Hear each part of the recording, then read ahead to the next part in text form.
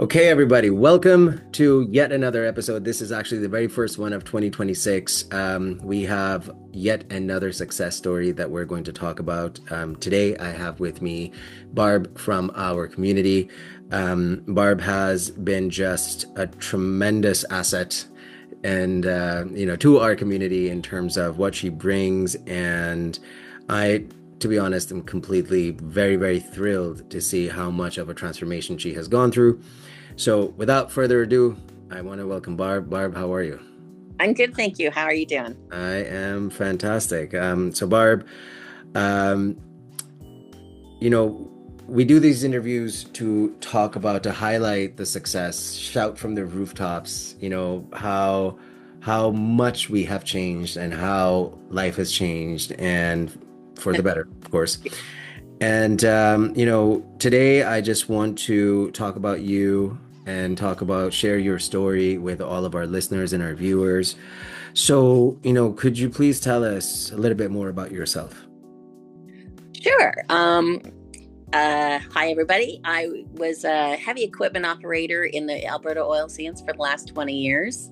I had been drinking a long time, like decades. The catalyst in my life was I was diagnosed with some health problems. I was put off of work a few years ago, so I was forced into retirement. That changed my life completely. The health diagnosis changed my life completely. And I was kind of spiraling out of control all the time, all the time.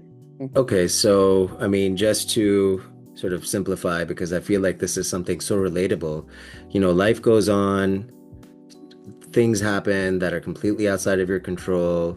We get thrown into a spiral, and we all decide that there's only one way to deal with this, and that is to drown our emotions and numb ourselves. Does that sound about right? Exactly right. Okay, so can you tell us a little bit more about, what the situation was? I think it was back in towards the end of October when you and I had a conversation and you decided to join us. So what was life like at that time for you? Uh, Life was getting out of control. I was still working and managing to not indicate that I was having a problem. But as soon as I left, man, I couldn't go another route without hitting a liquor store.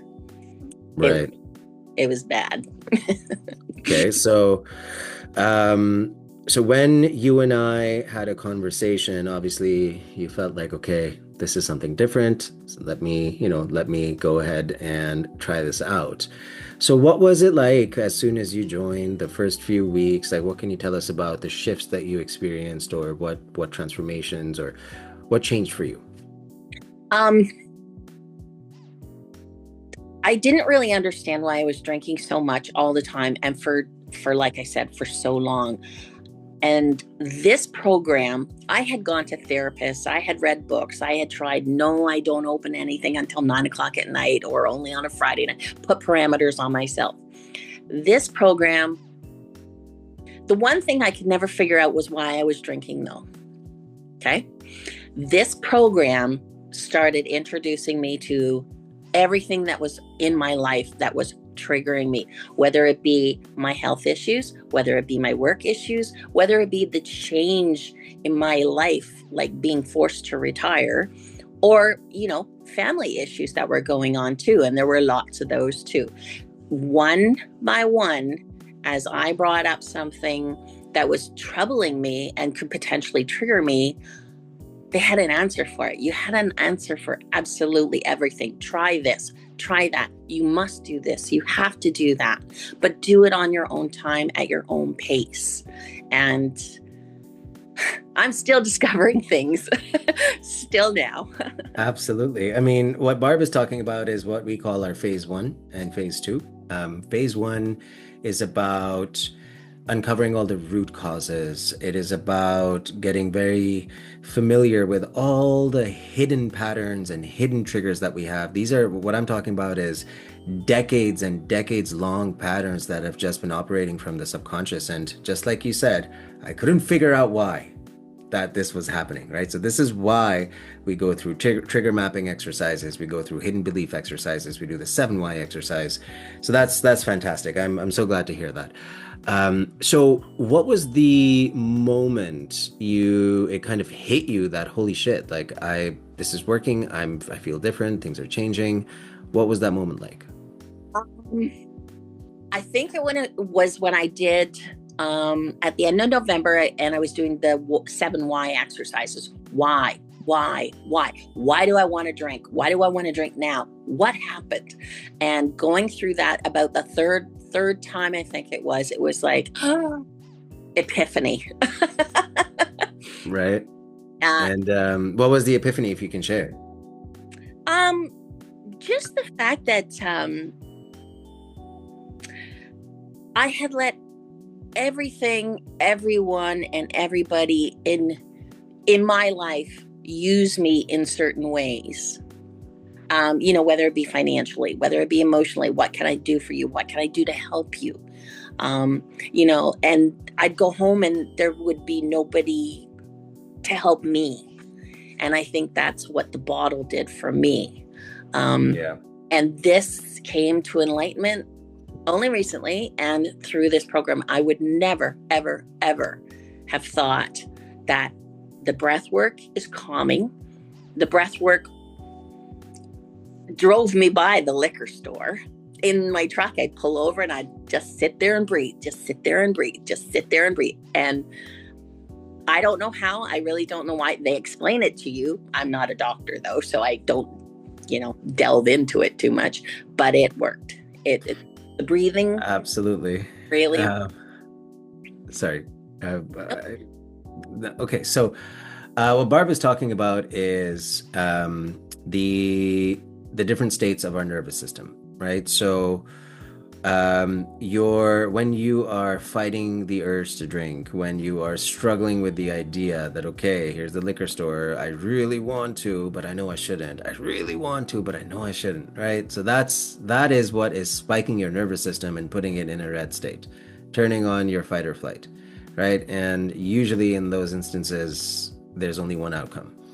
So what we have introduced in your life is a downshift, a down regulating tool that allows you to go from that heightened place in your nervous system where you're like, ugh, to just a relaxed place within 5, 10, 15, 10 minutes tops. And you've gone from your sympathetic to your parasympathetic.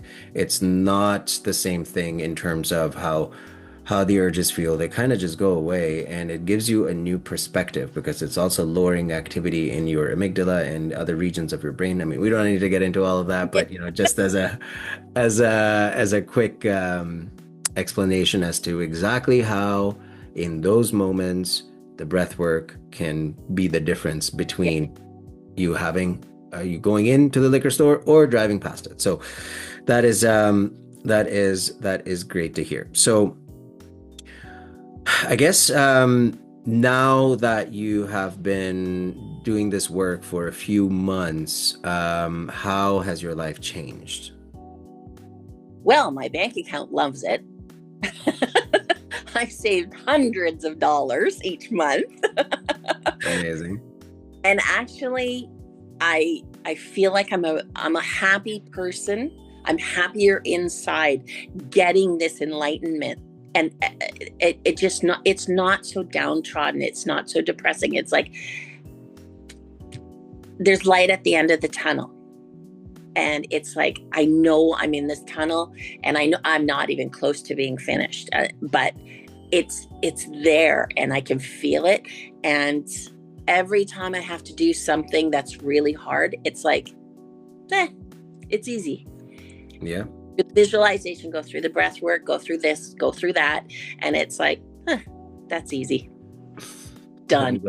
I'm glad that it feels easy, because one thing that we all know, especially trying ourselves over and over and over again, is that it's not easy.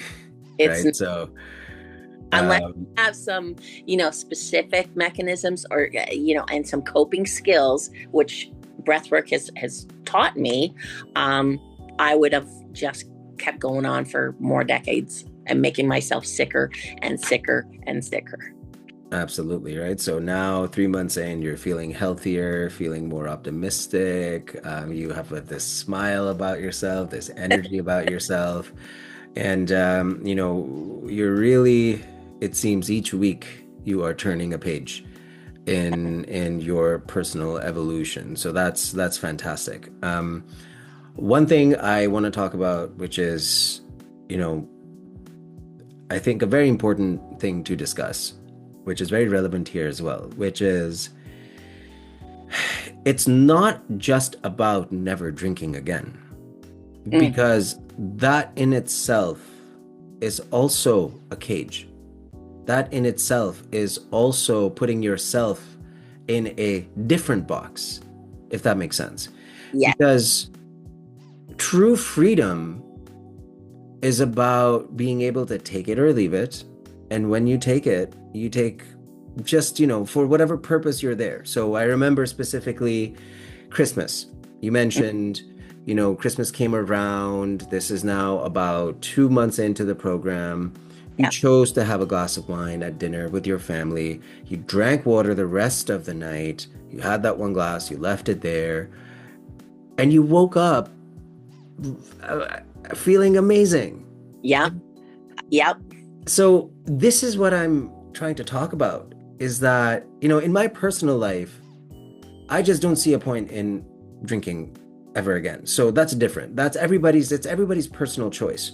Mm-hmm. But, like when you go to AA, it's like you're damned if you even think about it, right? Like they'll take your chips away. If like on day 91, day 90, you get a chip, day 91, you're like, I ended up having a little bit of a glass of wine.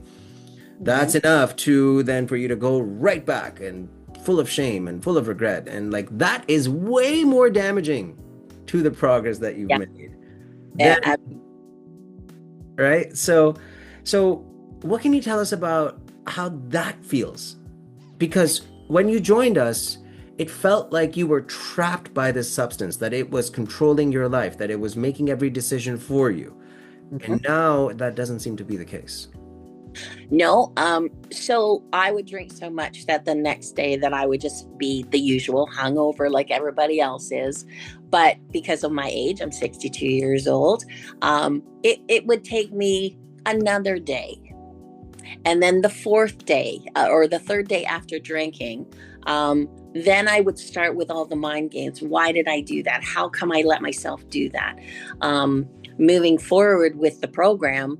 And now this program has allowed me the choices. So yes, I chose to have a glass of wine with my turkey dinner, but that's it. That's all I needed. But 2 weeks prior to that, I went to our Christmas party at work, and I chose just to have a tonic, a pop and a lime, and I walked around with that, and I felt wonderful that I was still engaging with everybody, not thinking that I was drinking. But I went home early at like 9:30 and, relaxed, watched a movie, probably a Christmas movie, I don't know. But I got up the next morning, I was like, now this is a really strange feeling. I've gone to a Christmas party the night before and I'm not hungover. Right. It's amazing.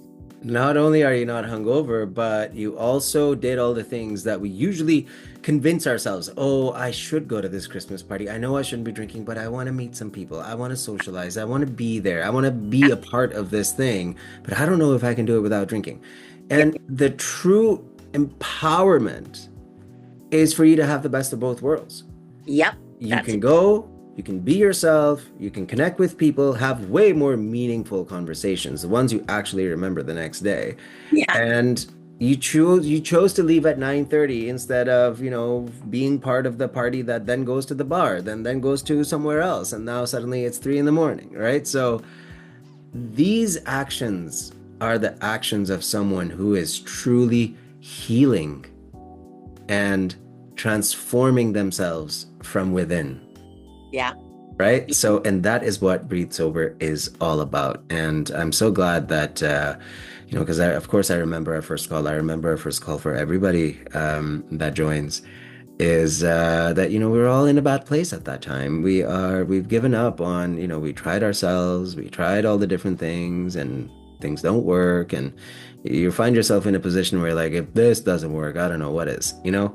Uh, so so that's fantastic. So Barb, thank you so much for your time today and for being so open and honest about your emotions and your feelings about, everything. So I'm very grateful for that. I wanted to ask just one last question, which is, you mentioned savings, right? Your bank account is very happy. At the time when you were joining, I remember mentioning something about how most people recover what they invest in this program by the time the program is done. So what can you tell us about, the financial component of this? Because obviously, this is an investment in yourself. Yeah. So, for what you paid and what you got, what you saved, what you gained, what can you tell us about that whole experience? So that's funny that you say that, was because I just kind of I track everything that I spent on a spreadsheet. I spent last year over $3,000 on alcohol alone over the course of 12 months. I did decline, like the decline started happening in November and December, and I saved probably about $400 or $500 in those 2 months alone. In January, I had to go and buy some because whatever. But I'm down to next to nothing, like $97 so far in January, and now it's the 20th.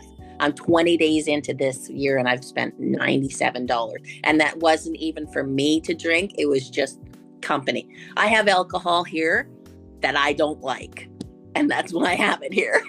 Yeah, yeah, amazing. I mean, look, yeah, we have to, Oh, you're socializing, you have family over, all of that. I mean, but the good thing is that, you have enough yeah, self-control and you're so far into the new identity that we are building where you can be around alcohol and not be tempted. You can buy yeah, it for other people and be okay with that and not care about it, right? And those are the true markers of change and success. So I am very, very happy to hear that.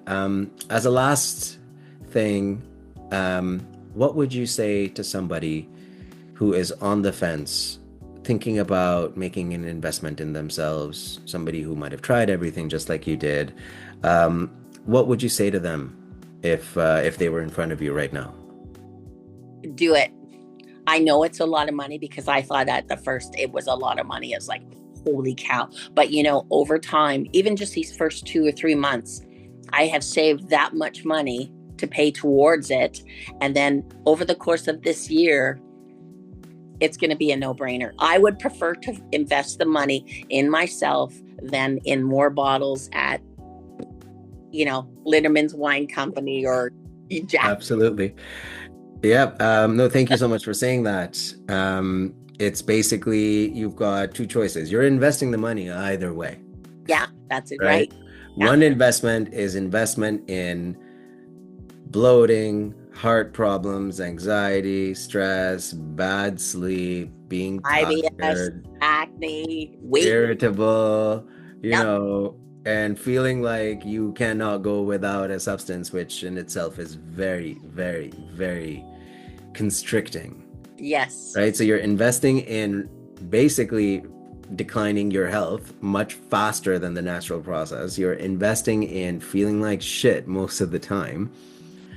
And now you have another option, which is you can invest in completely changing the experience of your daily day-to-day life. That's right. That's exactly. So It's a no-brainer for me. I love it. I love it.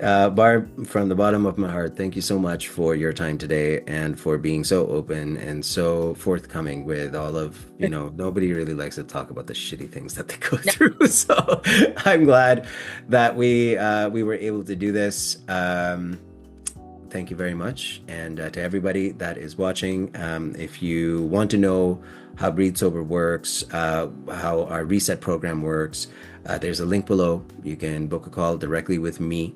And we can have an open conversation about where you are, what your challenges are, and where you want to go. Based on that, I'll be able to tell you how good of a fit this would be and exactly what problems we can solve for you and how all of that would look like. All right. Other than that, thank you all for watching, and I will be back next week with Dave and his story and how things changed for him. All right, guys, thank you very much, and I'll talk to you soon.